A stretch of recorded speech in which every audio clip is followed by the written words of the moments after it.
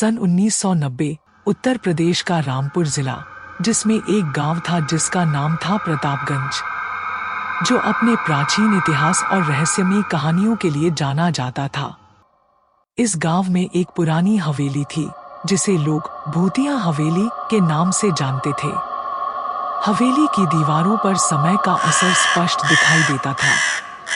खिड़कियों के टूटे हुए कांच और छत से झूलते मकड़ियों के जाले हवेली की भयानक स्थिति को और भयानक बना देते थे।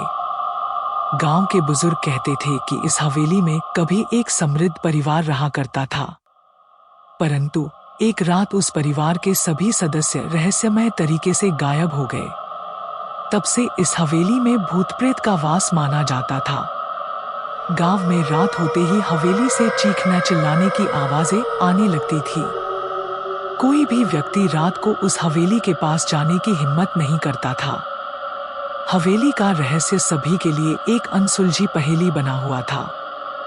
एक दिन गांव में एक युवा लड़का आया। उसका नाम अरुण था। अरुण अपने माता पिता को खो चुका था और अब जीवन में कुछ खास करने की इच्छा रखता था। उसने गांव के लोगों से हवेली के बारे में सुना और उसकी जिज्ञासा जाग उठी। वह जानना चाहता था कि आखिर उस हवेली में क्या छिपा है। अरुण ने ठान लिया कि वह इस रहस्य को सुलझाएगा और गांव के लोगों को इस डर से मुक्त करेगा। कुछ दिनों बाद एक रात जब गांव में सब सो चुके थे, अरुण ने अपनी टॉर्च, एक रस्सी और कुछ खाने पीने का सामान लेकर हवेली की ओर कदम बढ़ाए। हवेली के पास पहुंचते ही उसे एक अजीब सी ठंडक महसूस हुई।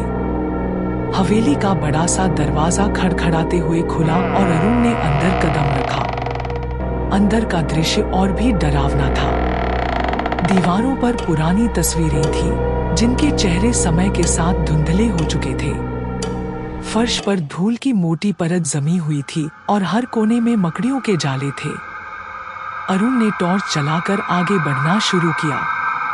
वह हवेली के हर कोने को ध्यान से देख रहा था। अचानक उसे एक हल्की सी चीख सुनाई दी। वह आवाज का पीछा करते हुए हवेली के सबसे पुराने हिस्से में पहुंच गया। वहां एक बंद दरवाजा था। अरुण ने दरवाजा खोला और एक ठंडी हवा का झोंका उसके चेहरे पर लगा।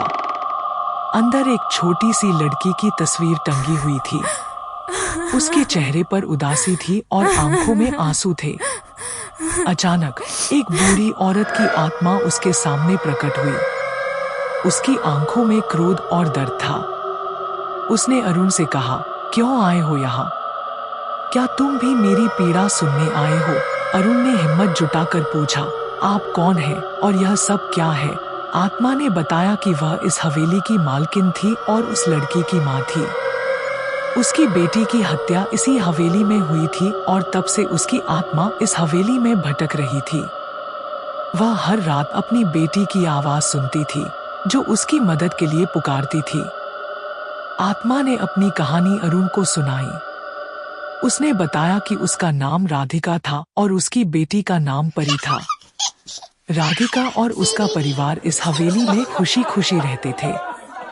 लेकिन एक रात कुछ डाकू हवेली में घुस आए और परिवार के सभी सदस्यों की हत्या कर दी। डाकुओं ने परी को भी नहीं छोड़ा और उसकी हत्या कर दी। राधिका की आत्मा तब से ही हवेली में भटक रही थी, क्योंकि उसे अपनी बेटी की आत्मा की शांति के लिए कुछ करना था। अरुण ने आत्मा से पूछा, मैं आपकी मदद कैसे कर सकता हूँ?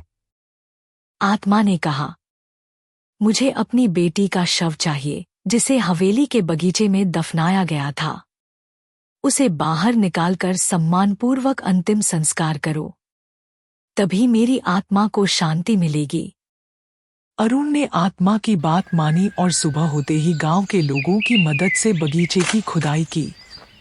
उन्हें वहां एक छोटे बच्चे की हड्डियां मिली। अरुण ने गांव के पंडित को बुलाकर विधिपूर्वक अंतिम संस्कार करवाया। उस रात हवेली से कोई चीखने की आवाज नहीं आई। राधिका की आत्मा ने अरुण का धन्यवाद किया और कहा, तुम्हारे साहस और मानवता ने हमें शांति दी है। अब हम स्वर्ग में जा सकते हैं। अरुण ने हवेली को पुनः साफ किया और उसे गांव के बच्चों के लिए एक पुस्तकालय बना दिया। गांव के लोग अरुण की साहस और समझदारी की सराहना करने लगे। हवेली का रहस्य सुलझ चुका था और अब वह हवेली शांतिपूर्ण स्थान बन गई थी।